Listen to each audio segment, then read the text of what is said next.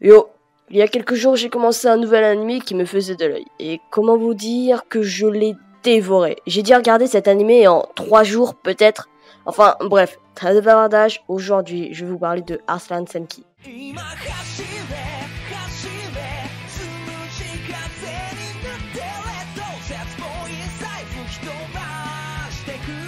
Arslan Senki ou The Heroic Legend of Arslan, ouais l'anglais c'est toujours pas ça, ou encore Les Chroniques d'Arslan, est un shonen manga de Hiromu Arakawa.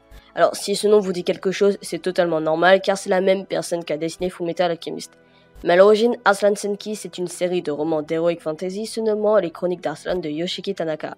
Les événements décrits dans le manga débutent 3 ans avant ceux de la série de romans originale. Le manga est édité en France par les éditions Kurokawa et contient aujourd'hui 13 tomes, et est toujours en cours. Arslan Senki a également eu le droit à une adaptation animée par les studios d'animation de Little Films et Senziken. L'anime contient 2 saisons, dont la première contenant 25 épisodes et la seconde en contenant que 8. Bref, passons maintenant au synopsis.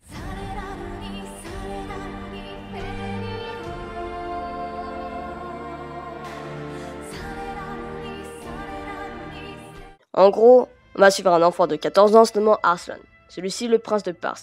Cependant, lors de sa première bataille contre le royaume de Lusitania, le royaume de Pars perdra suite à une trahison d'un de ses généraux. Heureusement, Arslan réussira à s'enfuir avec l'aide de Darlion, un guerrier vraiment très puissant. Son objectif sera alors de reformer une armée afin de pouvoir reprendre le royaume de Pars étant désormais sous le contrôle de Lusitania et aussi abolir un ordre social qu'il déteste. Alors, s'il vous plaît, ne jugez pas mon synopsis parce que je ne savais vraiment pas comment résumer cela. Bref, on peut passer à mon avis. Et là, je vais avoir plein de choses à vous dire.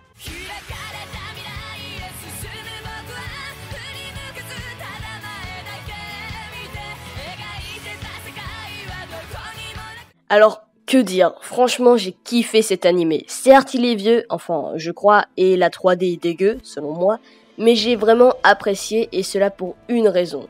C'est la team qu'Arslan a réussi à se créer. Non mais sérieux, entre Darlion, Narcissus, Gibb ou encore Phalangis, et j'en passe, ils ont tous leur propre caractère et spécificité qui font qu'on les kiffe tous, les uns ainsi que les autres. En tout cas, pour moi. En fait, cette équipe, elle me fait un peu penser à celle de Reborn. C'est peut-être pour ça que j'ai autant kiffé les 2 animés. Attends, mais tu viens de te créer une transition hyper stylée pour présenter l'équipe d'Arslan? Ah ouais? Grave. Bon bah, vous présentez la team d'Arslan. Par contre, si vous ne voulez pas savoir qui va rejoindre Arslan et le découvrir par vous-même, je vous mets un timecode juste ici pour ne pas vous spoil.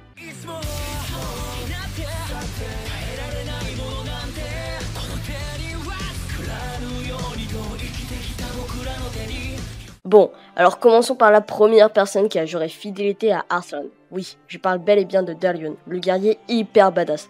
Non mais sérieux, il est capable de battre 500 soldats à lui seul. En plus, il sait manier l'épée et la lance et son nom est connu dans tout le royaume de Pars et même en Lusitania. En gros, si tu le croises et que tu vas à l'encontre des intentions de Arslan ou de lui, bah t'es foutu en fait. Bon, passons ensuite à Narcissus, c'est le stratège du groupe. Peu importe la stratégie de l'ennemi, il sera capable de la déjouer.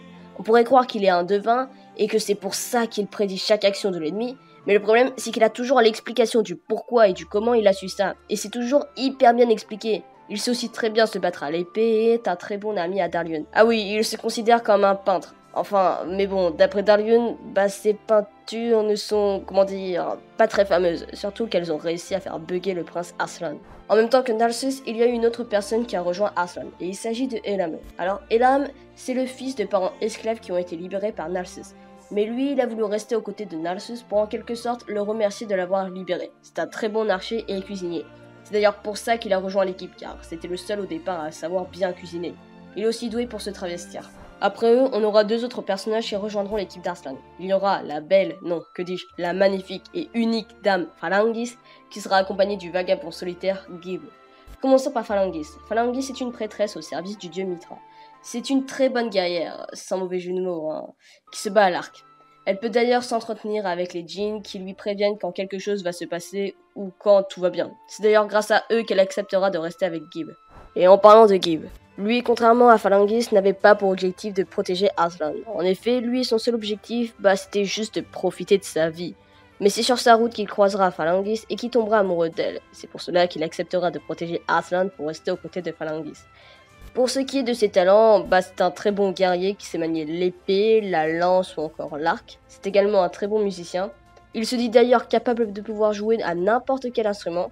mais a une préférence pour Loot. Puis c'est un très bon conteur. Ouais, en fait, il sait tout faire. Bah techniquement oui, je sais pratiquement tout faire. Bon alors pour moi l'équipe d'Arslan s'arrête ici parce que après t'as deux autres persos qui vont les rejoindre, mais ça sera vers le milieu voire la fin de l'animé si je me souviens bien. Mais bon, juste pour ne pas les oublier, je vais vite fait les présenter si possible en une phrase. On commence par Alfred, future femme de Narcissus, alors qu'ils ont 10 ans d'écart. Alfred est la fille du chef du clan des Zotto.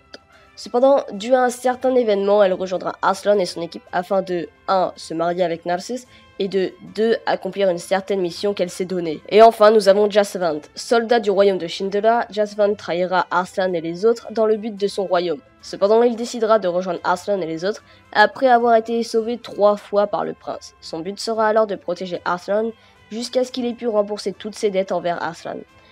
Voilà, on en a fini pour les présentations. On peut repasser à mon avis.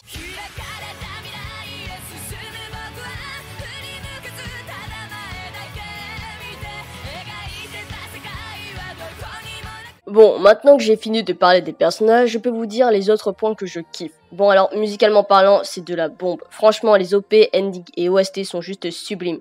Suffit que je vous mette celle-ci.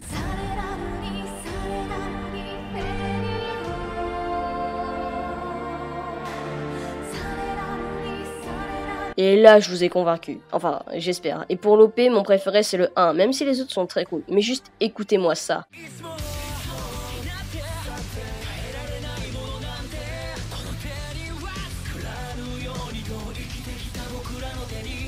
Perso, j'adore. Bon, et pour ce qui est de l'animation, bah comment dire, je pense que c'est ici qui est le plus gros point faible. En effet, l'animation est pas ouf. Enfin, surtout pendant les grandes guerres qui impliquent les royaumes où on peut voir plusieurs guerriers.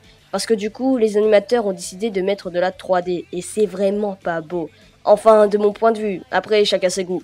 Parce que c'est le seul point que je pourrais critiquer, je crois. Car sinon, quand c'est des combats en 1v1 ou un peu plus tant que ça n'implique pas une armée entière, là, l'animation est franchement carrément bien foutue, et c'est grave cool à visionner. Et sinon, au niveau du scénario, bah je kiffe l'histoire, je trouve qu'elle est vraiment très intéressante. Car en effet, du côté de notre héros, on pourrait croire que ce sont eux les gentils, alors que le royaume de Pars, et bah leur puissance et richesse est centrée sur l'esclavage. Mais pour le peuple du Lusitania, c'est le royaume de Pars qui est méchant, car en effet, les Lusitaniens, eux, ne cherchent juste, entre guillemets, qu'à imposer leur religion aux gens, afin de faire selon la volonté de leur dieu, désolé pour la prononciation, Yaldobos.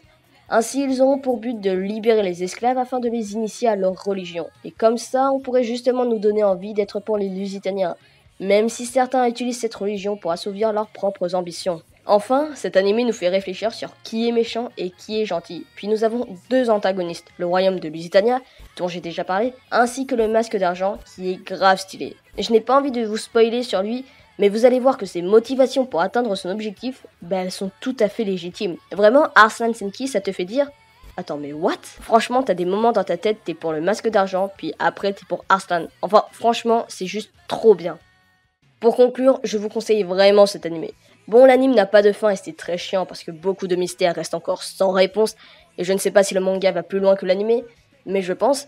Donc je vais sûrement aller lire les scans. Certes, il y a des moments où l'animation est pas ouf et qui n'est pas logique, comme quand dans la saison 2 où les navires vont hyper vite alors que ce sont des hommes qui rament, ou encore quand tu vois un cheval voler, mais je trouve que ça vaut vraiment le coup. En fait, Arslan Senki, ça me fait beaucoup penser à Kingdom, qui est un manga que je kiffe beaucoup trop d'ailleurs. Donc si vous êtes comme moi, n'hésitez pas, le scénario est vraiment cool, l'humour est très bien géré, et les personnages sont hyper attachants. Alors, qu'est-ce que vous attendez ?